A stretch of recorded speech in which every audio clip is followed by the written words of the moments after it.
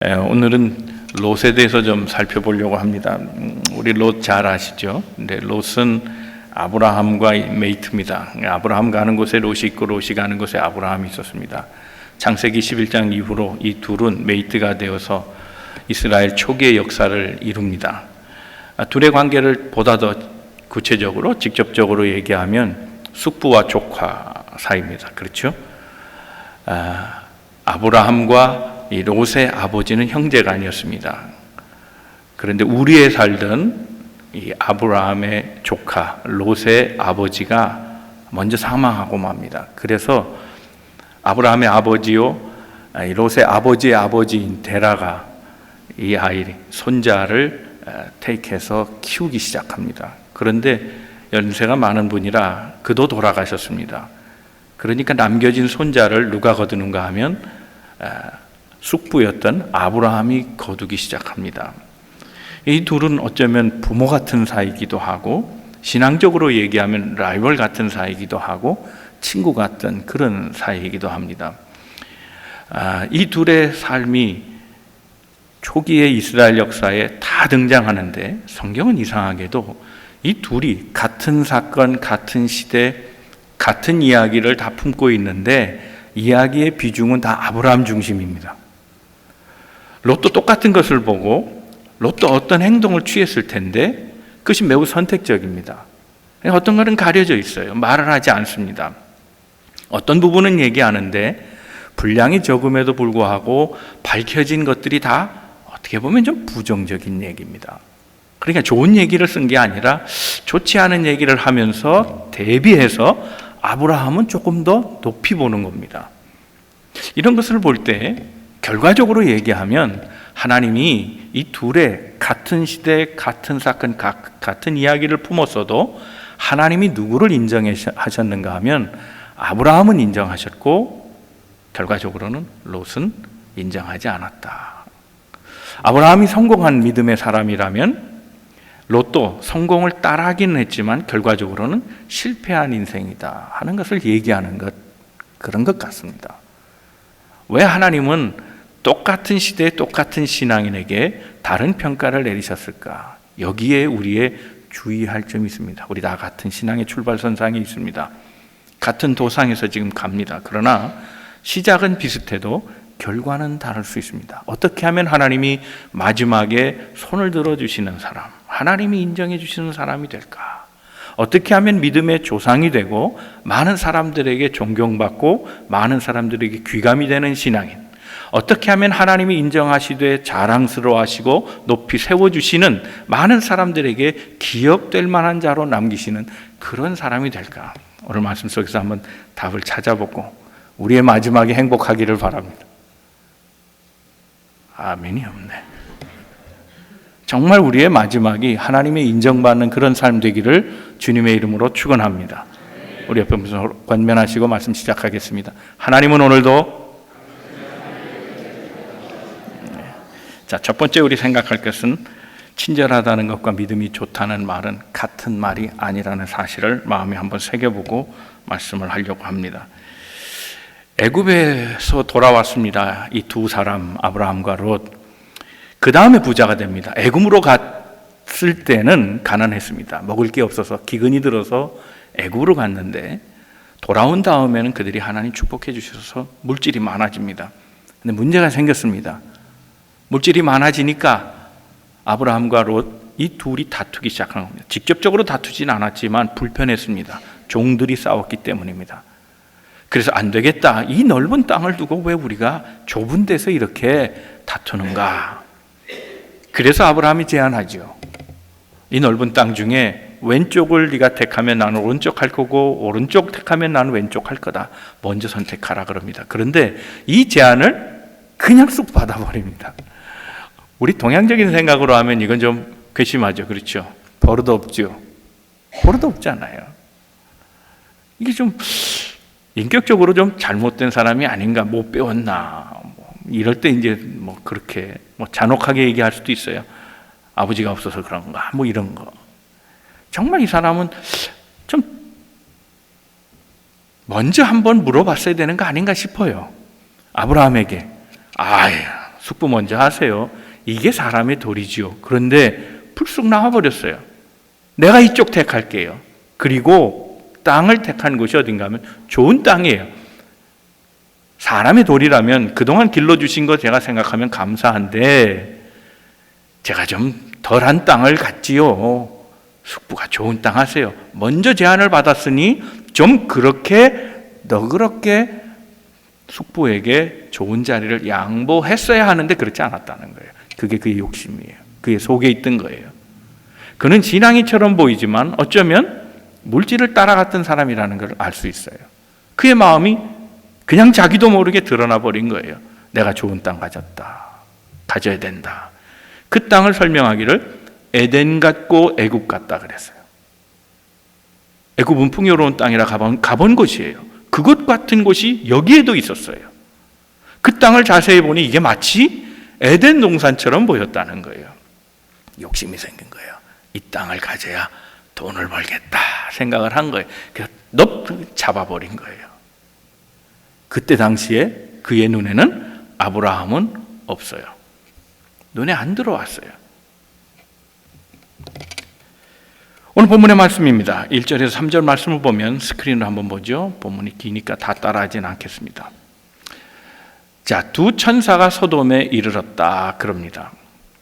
소돔 땅에 이제 거주하게 됩니다. 자기가 택한 땅입니다. 근데 처음부터 소돔 땅으로 직접 간 것은 아니고 어떤 시간차가 있었을 것으로 봅니다. 우회했다가 결국은 소돔과 고모라에 정착하게 되는데 천사가 옵니다. 이 천사들은 누군가 하면 이미 마므레, 바로 그 전날에 마므레 헤브론, 상수리에 있던 그 마므레에 있던 그 아브라함을 방문하고 온 사람들이에요. 하나님의 천사입니다. 이건 하나님의 천사가 방문했다는 것은 다른 말로 하면 신의 현현이에요. 그러니까 하나님이 방문한 것과 다를 바가 없어요. 이스라엘 사람들, 고대 근동지방의 모든 나라 사람들이 다 그렇지만 손님을 그냥 보내는 법은 없습니다. 더더군다나 하나님의 사자라면 그냥 보내지 않지요. 그러니까 아브라함도 하나님의 사람을 대접했고 이도 하나님의 사람을 대접합니다. 그들을 보고서 엎드려 땅에 절하며 2절에 보면 우리 집에 들어오소서 주무소서 하는데 아니다, 안 들어가겠다. 내 밤을 밖에서 지낼 테니 너에게 신세지지 않는다. 신경 쓰지 말아라. 그렇게 하나님의 사자들이 얘기합니다. 그러나 간청합니다. 3절에 보면 들어오게 해서 그에게 저녁 식사를 베푸는데 무엇을 주었다 그랬습니까? 무교병을 주었습니다. 단지 그겁니다. 자, 하나님의 종을 대접한 아브라함, 하나님의 종을 대접한 롯, 똑같이 보이지만 내용은 다릅니다. 질적인 차이가 있습니다. 아브라함은 어떻게 했습니까? 땅에 엎드리고 초대한 건 똑같습니다. 그런데 베푼 그 식사 자리는 너무 다릅니다. 아브라함은 무교병만 한 것이 아닙니다. 우리로 얘기하면 엉긴 젖, 치즈일 수도 있고 요구르트일 수도 있습니다. 자신이 만들어낼 수 있는 최상의 음식을 조리하면서 게다가 거기에다가 송아지까지 잡습니다. 이건 최상의 대접입니다. 마치 잔치처럼 베푼 겁니다. 할 수 있는 한 극진하게 한 겁니다. 요즘 말로 하면 이게 고퀄입니다. 고퀄 아시죠? 고퀄리티. 요즘 다 줄여서 얘기하고 잘 몰라요. 근데 좀 알아야 좀 세상을 좀 따라가는 것 같아요. 그죠? 고퀄이에요. 고퀄리티, 하이 퀄리티란 말이에요. 할 수 있는 한 어쩌면 지나칠 정도로 한 거예요. 그런데 누가 더 잘 사느냐 하는 거예요. 자, 좋은 땅을 차지한 사람이 누굽니까? 롯입니다. 누가 더 부자일까요? 롯이 더 부자입니다. 아브라함보다 롯이 더 부자입니다. 그런데 대접하는 차이가 있습니다. 누가 더 잘했습니까? 부자인 롯이 한 게 아니라 그보다 더 열악했던 아브라함이 잘했다는 거예요. 사람이 있다고 섬기는 거 아니잖아요. 꼭 이런 말이에요. 그는 정말 마음에서 충분히 할 수 있는 사람임에도 불구하고 그 마음조차 따라가지 못했어요. 그가 정말 먼저 소돔과 고모라 땅, 좋은 땅을 차지했다면 하나님 앞에 더 베풀 거예요. 그런데 주의 사자들을 홀대하고 말았습니다. 최하로 한 거예요. 무교병, 그런 특별한 대접이 아닙니다. 왜 그랬을까요? 왜? 열악했던 아브라함은 극진히 대접하고 그렇지 않았던, 더 풍요했던 롯은 아주 홀대하고. 무슨 차이일까요? 절박함의 차이예요. 절박함. 아브라함은 아직 부자가 되지는 않은 거예요. 애굽 땅에 고생하다가 들어왔어요. 이제 물질이 조금 커가긴 시작했어요. 그러나 만족할 수준은 아니에요. 그런데 지금 얻고 있는 행복도 불안해요. 하나님의 도우심이 없다면 또다시 모든 재산을 잃게 되고 애굽으로 또 가야 될지 몰라요. 거기서 만난 그 경험 얼마나 끔찍한 거였어요. 잘못하면 아내를 바로왕에 뺏겨버릴 뻔했어요. 잘못하면 죽을 수 있는 환경이었어요. 이 모든 것들을 생각하면 하나님이 도와주시지 않으면 설 수 없다. 하나님의 인도하심을 갈급하고 있었다는 거예요. 그 주의 사자를 보니 좋은 거예요. 기쁜 거예요. 감사한 거예요. 정말 믿음이 갔어요. 이 하나님의 사자가 우리에게 찾아온 것은 정말 복이다. 이제 하나님이 우리와 함께 하시겠구나. 그 하나님의 사자가 준 말씀이 뭡니까? 너를 강대하게 하겠다는 거예요. 위로의 말씀까지 더불어 주셨어요. 너희 미래는 잘 될 것이다. 염려하지 말아라. 다 약조하고 가셨어요. 여러분, 우리 삶에 정말 절박함이 있습니까? 롯은 그러면 절박하지 않았나요? 사실 롯이 왜 절박하지 않겠어요? 아브라함이나 롯이나 지금 다 어떻게 보면 이주민이잖아요. 이주민이 대접받는 지역은 없습니다. 오늘도 그렇잖아요. 어느 나라나 다르지 않지만 미국도 트럼프 정부 때는 이민자가 더 힘들잖아요. 이민자 좋아할 사람이 누가 있겠어요? 우리의 부를 뺏어가는 것 같은데, 우리 고용의 기회를 없애가는 것 같은데, 낯선 사람이 들어와서 사회를 불안하게 할 것 같은데 좋아할 사람이 누가 있냐 말이죠. 유대인의 그 토셉타라고 하는 기록에 보면요, 토셉타는 뭔가 하면 유대인이 가장 우위로 두는 게 뭔가 하면 토라입니다. 토라, 율법이죠. 그 율법을 잘 지키기 위해서 해석한 책이 탈무드라는 것이 있고, 또 하나는 미드라시라는 것이 있어요. 이건 랍비의 교훈집이에요. 그래서 랍비들이 토라 시대 이후에 포로기를 경험하면서 잘 섬기자 그래서 교훈집을 만들어 놓은 게 미드라시인데, 이 미드라시를 줘놓고 그 다음 랍비들이 또 계속 배출되잖아요. 그러니까 그 시간이 가면서 그 랍비들이 이것도 보충했으면 좋겠다, 그리고 몇 개의 리어카에 그냥 다 실을 만한 엄청난 양의 교훈집들을 다 하나씩 집어넣기 시작해요. 그래서 미드라시를 보충하는 교훈집으로 만든 것이 토셉타예요. 그 토셉타에 이 롯에 대한 이야기가 나오는데 소돔과 고모라가 거기에 등장해요. 당시의 소돔과 고모라는 이랬다는 거예요. 그 기록에 의하면 소돔의 부유한 거주민들이 낯선 방문객들이 찾아오면 그들이 소유한 재물에 손해를 입을까 봐 나그네들을 겁박하고 때리고 폭력을 행사하였다 그랬어요. 이런 상황이에요. 이민자는 지극히 못 사는 거예요. 압제를 받은 거예요. 폭력의 희생양이었어요. 잘 살고자 갔지만 그러나 부를 빼앗기는 것처럼 위협을 느꼈던 본토민들은 이주민들을 박대했다는 거예요. 밀어냈다는 거예요. 이 소리가 하나님께 들린 거예요. 그리고 그들은 돈만 하는 사람이라 아주 타락했어요. 죄악이 관영했고 이민자를 못 살게 구니 거기에서 이스라엘 백성이 탄식하며 아파하며 하나님 앞에 소리 지르고 부르짖었다는 거예요. 18장을 보겠습니다. 이 18장이 하나님의 천사가 아브라함을 찾고 그리고 롯을 찾은 이유예요. 자, 같이 한번 읽어봅니다. 시작. 여호와께서 또 이르시되 소돔과 고모라에 대한 부르짖음이 크고 그 죄악이 심히 무거우니 내가 이제 내려가서 그 모든 행한 것이 과연 내게 들린 부르짖음과 같은지 그렇지 않은지 내가 보고 알려 하노라. 부르짖음이 들렸다는 거예요. 소돔과 고모라 땅에서 못 살겠어요. 너무 불평등해요. 인권이 무시되고 있어요. 돈을 벌 수 있는 기회조차 없어요. 돈을 벌어도 다 빼앗아가요. 안 준다고 하면 우리 때렸어요. 너무 힘들어요. 이 사람들 못됐어요. 죄악이 너무 관영하는데 하나님께서 도와주셔야 해요. 부르짖었다는 거예요. 하나님이 이 말씀을 듣고 정말 그런가 하고 친히 내려오셨다는 거예요. 그래서 아브라함 땅을 확인하고 롯의 땅을 확인해 보는 겁니다. 자, 이런 가운데 있다면 롯의 마음이 어땠을까요? 롯도 이런 탄식하는 소리, 부르짖음의 소리에 그도 같이 동참했을까요? 안 했을까요? 정답은 몰라요.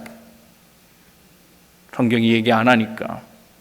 그러나 추측해 볼 수는 있어요. 마음으로는 아프지만 표현은 안 해요. 왜요? 그는 부자였기 때문이에요.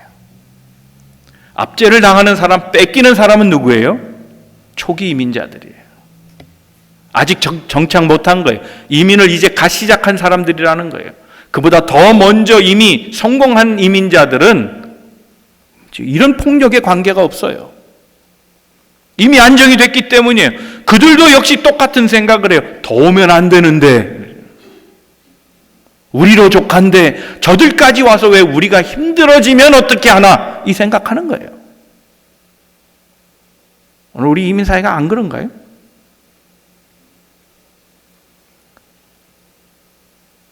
우리 마음속에 그런 마음이 있잖아요. 그래서 속으로는 자신도 과거에 이런 위험 속에 있었고 아픔 속에 있었고 단식하며 살았지만 지금은 말하고 싶지 않은 거예요. 공교롭게도 롯이라고 하는 이름이 뭔가 하면 루트에서 왔어요. 롯이라는 말은 루트에서 왔는데 이 룻이라는 말은 영어로 하면 랩핑한다는 거예요. 감싸는 거예요. 싼다는 거예요. 엔벨롭, 봉한다는 거예요. 봉투, 엔벨롭, 봉한다는 거예요. 실해버린다는 거예요. 그의 속마음은 이미 감춰져 있어요. 표현하지 않고 살아요. 속으로는 무엇이 옳은지 알고 어떻게 해야 하는가까지 다 생각하지만 그러나 정의에 있어서는 약해요. 함께 부르짖음, 그 고통에 나서서 이미 성공한 자로 그보다 못한 자를 도와줄 마음은 없는 거예요. 하나님이 이런 마음으로 하셨던 것 같아요. 사랑하는 성도 여러분, 우리의 마음은 정직합니까? 우리의 마음은 그래서 지금 하나님 도와주세요. 하나님 힘들어요. 우리의 형편을 보세요. 그 괴롭고 힘들고 아파하는 자와 나를 동일시하며 우리로 여기고 하나님께 간절한 마음으로 나아가고 있느냐는 거예요. 우리는 건강하면 건강하지 않은 사람의 마음 잘 몰라요. 건강하지 않은 사람과 나를 묶어서 우리라고 말할 수 있느냐는 거예요.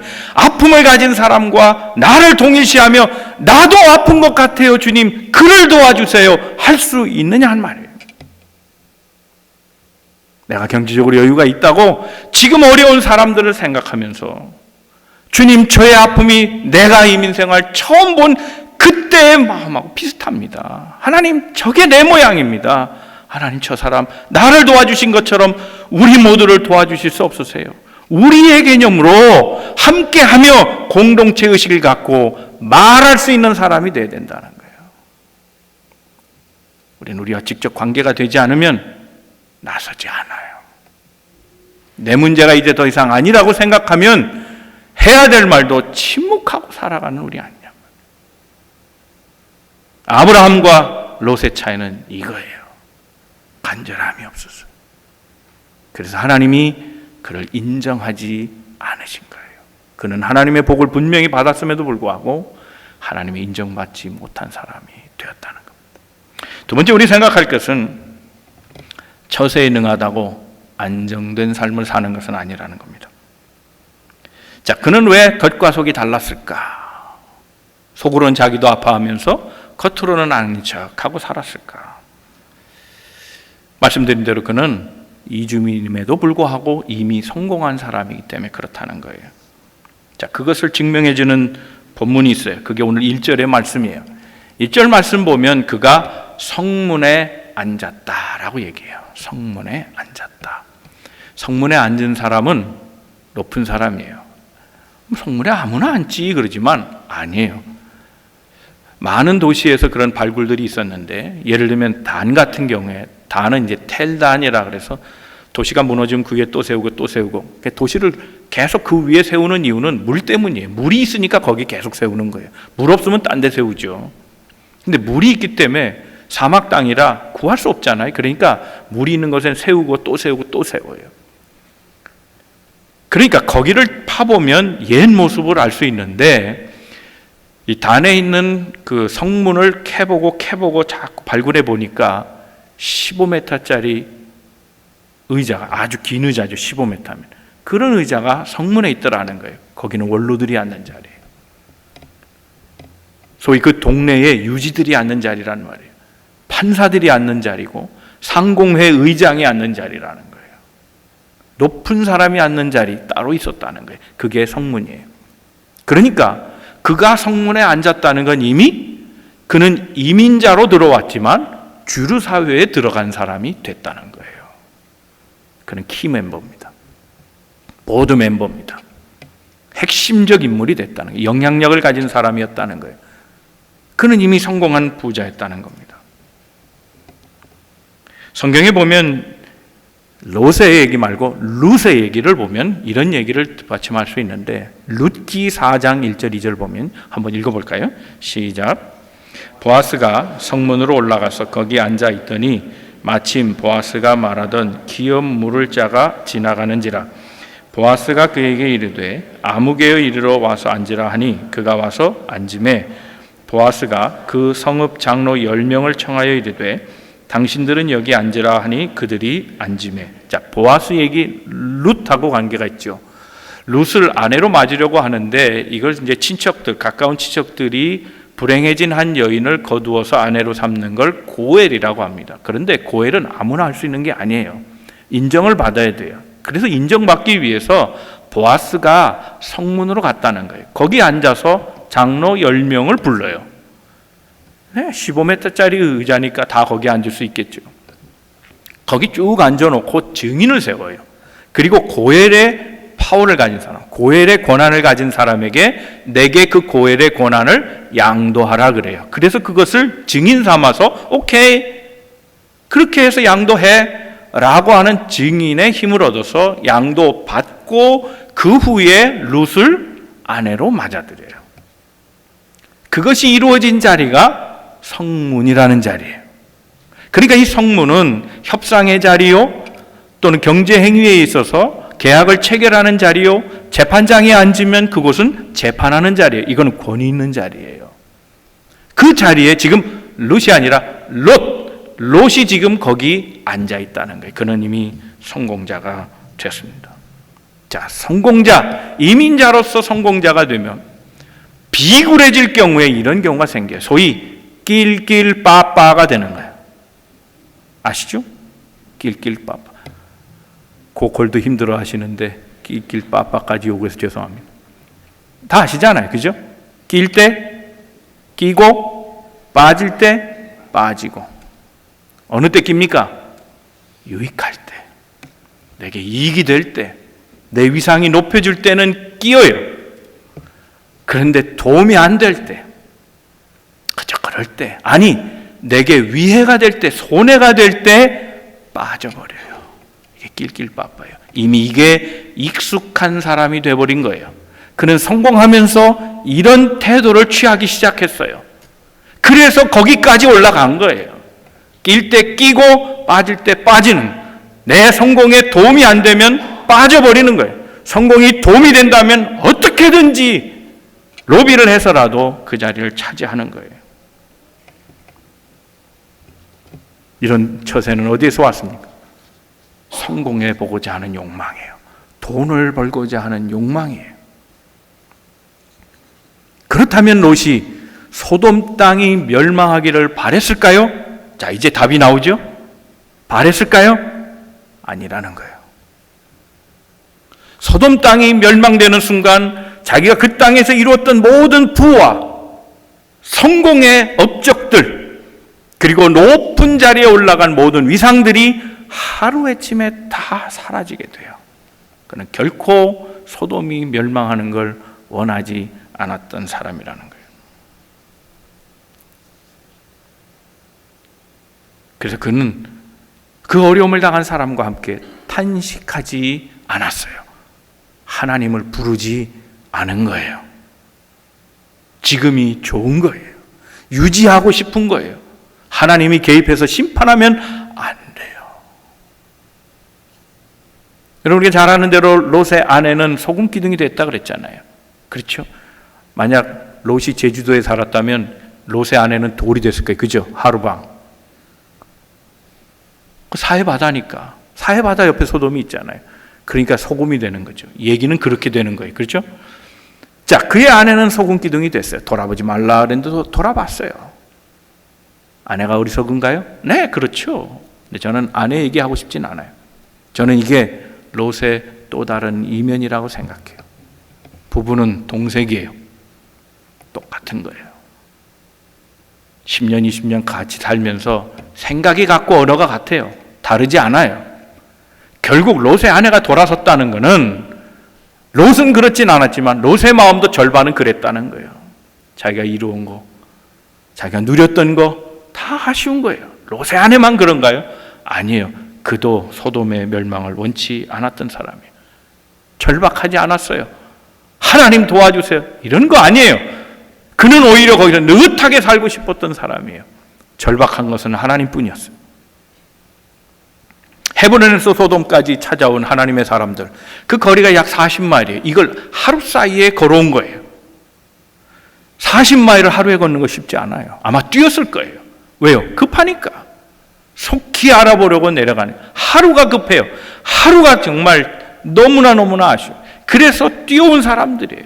절박함은 그들에게 있었지만 도리어 정말 그 땅에 살면서 그 죄악을 경험하고 하나님의 심판을 기다려야 될 이 롯은 절박하지 않았다는 겁니다. 그는 어쩌면 하나님보다 소돔에 더 가까운 사람인지도 모릅니다. 이런 자세가 그를 슬픔으로 불러왔습니다. 여기서 한번 질문을 한번 해야 돼요. 우리가 풍요롭게 살자고 하는 게 죄입니까? 돈 벌자고 하는 게 죄입니까? 여러분 어떻게 생각하세요?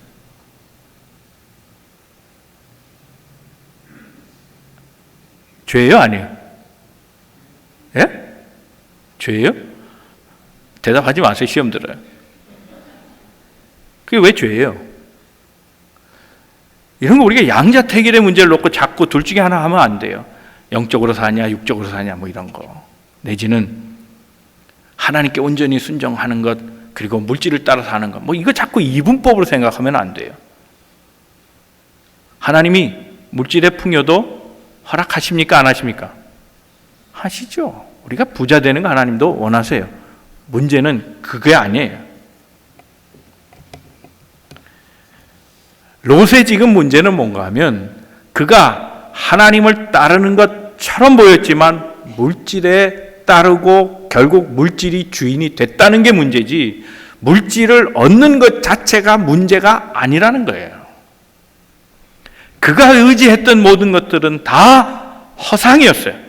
물질을 얻었어도 허상이었고 지위를 얻었어도 그건 허상이었어요. 소돔과 고모라가 멸망하면서 다 없어졌잖아요. 그건 오래 갈 것이 아니었단 말이에요. 그런데 거기에 목매고 살고 하나님은 뒷전이었다는 게 그게 문제라는 거예요. 자, 보세요.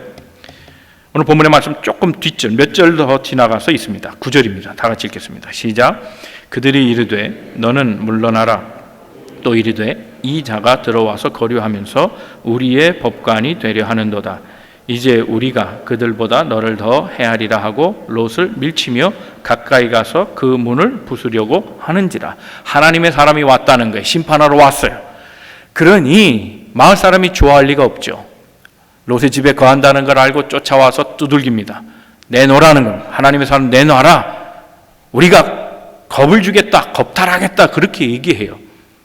여기 동성애를 얘기하는데 이건 동성애 얘기가 아니에요. 당시에 끔찍한 형벌 중에 하나가 남자가 남자를 남색하는 거예요. 공개적으로. 창피를 주는 거예요. 그게 하나의 형벌이었어요. 와라! 끌고 내려와라 말이에요. 그럼 너 살려주고 그 자는 우리가 벌할 거다. 그랬는데 안 놔주잖아요.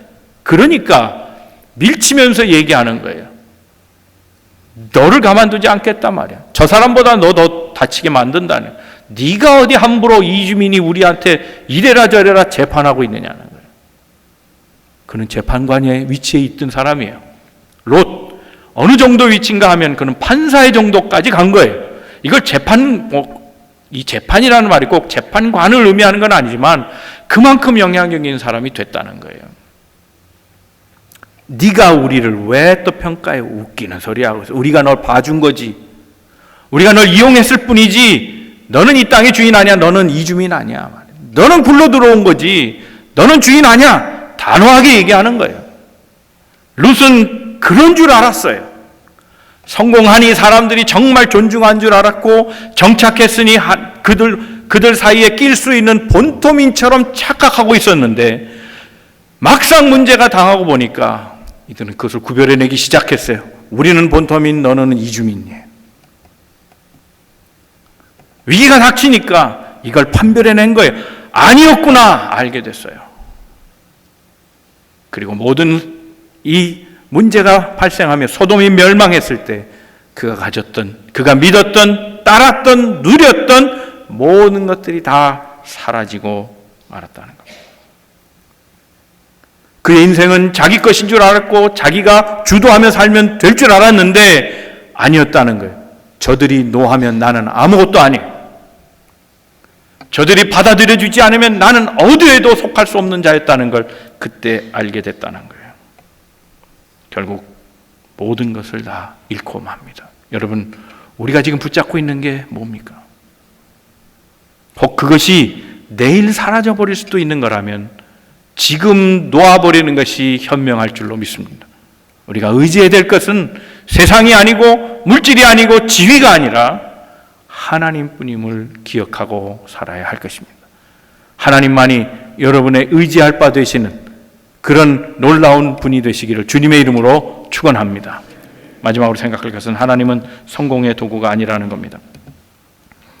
롯의 신앙은 어땠을까? 신앙적인 측면을 보면 그는 정말 아브라함과 같은 사람이 될 수도 있었는데 몇 번의 기회가 있었는데 그는 그걸 놓쳤다고 생각이 돼요. 한 번은 애굽에서예요. 애굽에서 그의 아내 아브라함의 아내 사레를 자기 누이라고 할 때 그때 롯이 나섰더라면 그때 아마 그 사건 이후로 역사는 이렇게 가정하면 안 되는데 하여튼 그 사건 이후로 그는 아마 아브라함이 믿음의 조상이 아니라 롯이 믿음의 조상이 될 수도 있었을 것 같아요. 아브라함 숯불인 그거 잘못된 겁니다.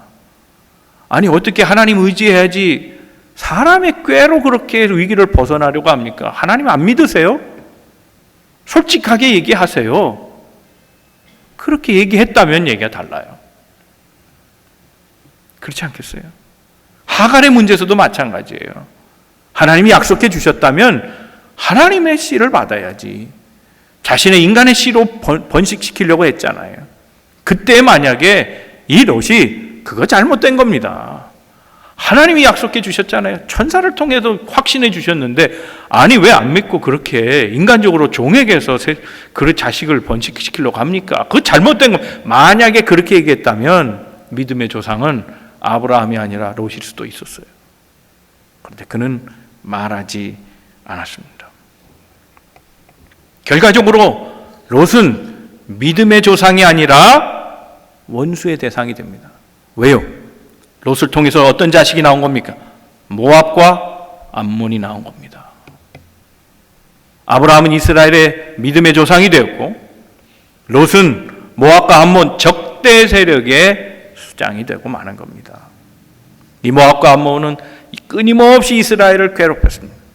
때로는 국지 전쟁을 일으키고 포로로 잡아가고 죽이기도 하고 우상을 만들어서 그를 퍼뜨리기도 하고 나쁜 짓을 많이 하는 그런 민족이 되고 만 겁니다.